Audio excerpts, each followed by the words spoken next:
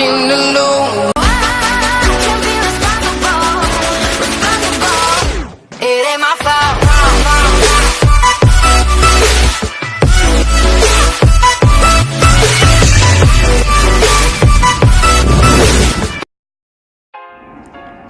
Rapaziada, vai lá começar o nosso bike check.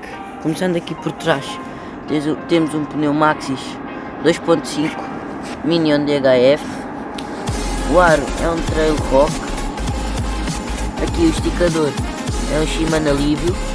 A relação é Shimano Altus de 9 velocidades.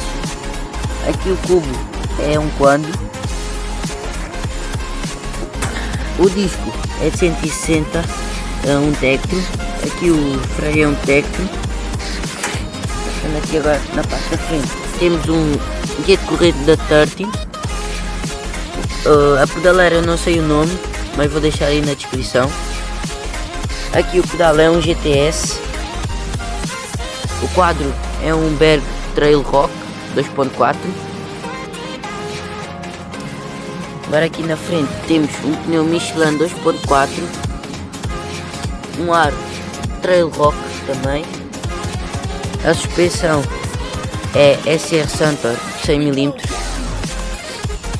Aqui